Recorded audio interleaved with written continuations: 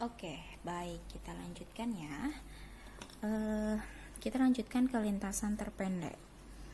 Bila sisi E dalam graf G dikaitkan atau dipetakan dengan sebuah bilangan real WE, maka WE itu disebut bobot atau weight. W itu singkatan dari weight ya, dari E. Graf bobot adalah sebuah graf yang setiap sisinya dikaitkan dengan bilangan real, sedangkan bobot dari sebuah graf G itu dilambangkan dengan WG. Jalan adalah jumlah bobot semua sisi dari G. Yang dimaksud adalah seperti ini. Ini contohnya, saya ada sedikit contoh. Jadi beda dengan derajat ya. Kalau derajat itu kan banyaknya sisi, tapi kalau weight atau bobot itu adalah sisi yang ada yang dipetakan dengan sebuah bilangan real. Oke, kita maju ke sini lagi.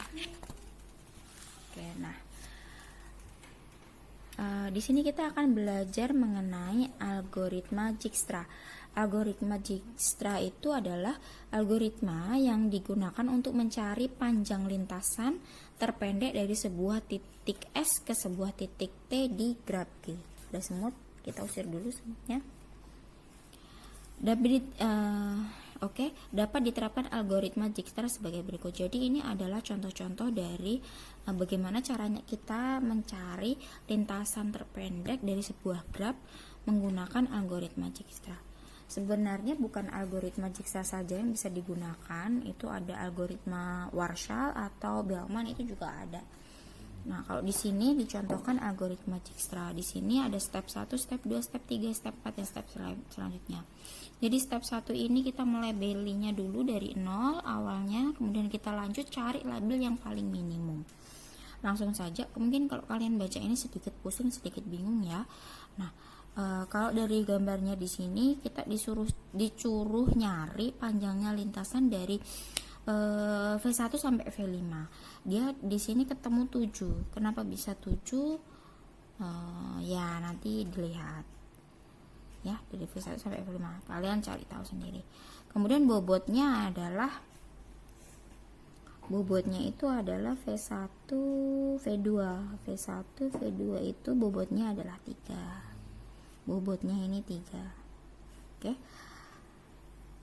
Saya akan memberi contoh yang mudahnya saja. Oke. Saya mau pakai ini contohnya. Kelihatan ya? Kelihatan dengan jelas.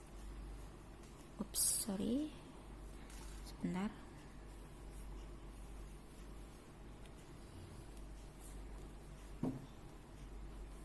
Oke. Kita akan mencari jumlah bobot. Saya tulis di sini ya. Bobot dari kota F sampai kota B. Bukan bobotnya, jarak tercepat.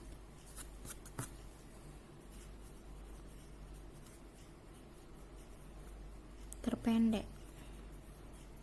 Ya, jarak terpendek dari kota F sampai kota B. Jadi kalau algoritma Dijkstra, saya tuliskan di sini, kita menggunakan algoritma Dijkstra. Kalau ada suara ngorok dimaklumin ya. Ini ngerekamnya malam-malam, suami saya sudah tidur. Maaf ya. Oke. Jarak terpendek dari kota F sampai kota B. Jadi kalau algoritma Dijkstra ini pertama kita tuliskan F-nya dulu ya. Kita berangkat dari F. Dari F. Kemudian kemana F-nya? F-nya kita cari bobotnya yang paling terendah dulu. Antara ke kota C dan ke kota E, yang paling rendah ini adalah ke kota E. Maka kita harus pilih yang ke kota E dulu. Nah, kita tuliskan di sini 30. Nah, setelah dari E ini kita kan mau ke kota B nih. Bobot yang jarak yang paling sedikit yang mana? Antara ke B langsung atau ke D. Nah, karena bobotnya ini lebih atau jaraknya ini lebih dekat ke kota D, maka kita ke kota D. Itu ditambah 26. Setelah itu dari kota D kita harus lanjutkan perjalanan ya, mau tidak mau harus ke kota C ya. Ke kota C, bobotnya adalah 24 km. Dari C ini kita mau ke B jelas harus melalui ini 17 km. Baru kita sampai ke kota B, ditambah 17 km. Kita jumlah, maaf terpotong tadi. Jadi setelah kita jumlah ketemunya adalah 97 km. Nah, ini adalah jarak terpendek dari suatu kota. Semakin keras ya ngoroknya suami saya, maaf ya. Dari kota tadi saya yang ketawa. Dari kota F ke kota B. Jadi jaraknya terpendek adalah 97. Ini adalah langkah yang kita gunakan menggunakan algoritma Dijkstra ini tadi. Jadi paham ya bahwa kalau kita mau cari lintasan terpendek atau jarak terpendek itu adalah kita cari bobot-bobotnya dulu dari kota awal mula, kota berangkat sampai kota akhir ini kira-kira jarak terpendeknya mana. Padahal kalau kita mau mengulik lagi ya, kalau kita kesini muter kesini melewati beberapa kota itu kita jaraknya itu 97 km. Padahal kalau kita dari kota F ke kota E kemudian baru ke kota B itu jaraknya lebih singkat juga sih. Jadi ada kelemahannya algoritma Dijkstra ini, ada kelemahannya. Salah satu kelemahannya adalah kita melalui banyak kota, banyak titik seperti itu. Oke, sampai sini ada tugas yang harus kalian kerjakan untuk minggu depan. Jadi tugasnya adalah ini.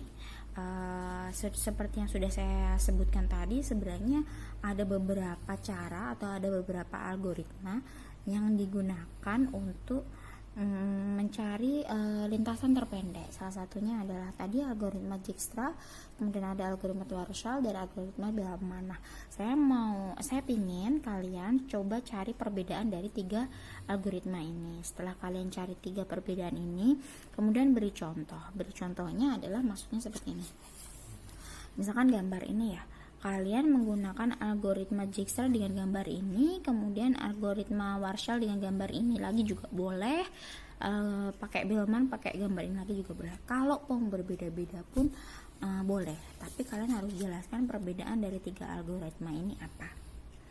Oke, silakan dikerjakan. Nanti saya sediakan link uploadnya lagi, tugasnya seperti kemarin. Kita ketemu minggu depan dengan materi yang berbeda. Sebelumnya saya mohon maaf kenapa saya harus mengulangi materi ini lagi, karena memang saya baru persiapkan videonya sekarang biar kalian lebih jelas. Nantinya untuk kedepannya akan saya jelaskan seperti ini terus. Saya rekam untuk minggu depan mungkin kita akan belajar mengenai graf Euler.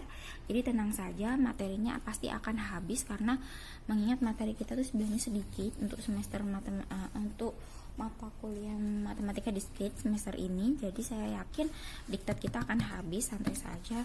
Sampai materi ini harus saya ulangi kurang lebih 3 minggu ya, tidak masalah. Kalian bisa lebih belajar lagi.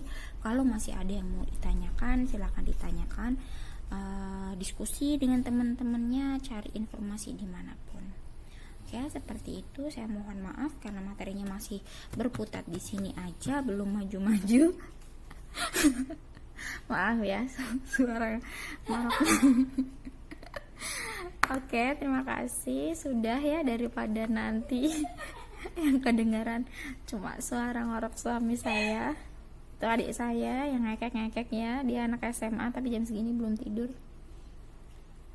Oke, terima kasih. Sehat semua kalian, jaga kondisi, jaga imunitas tubuh, jangan kemana-mana, tetap di rumah. Sampai di sini saya akhiri. Wassalamualaikum warahmatullahi wabarakatuh. Dadah.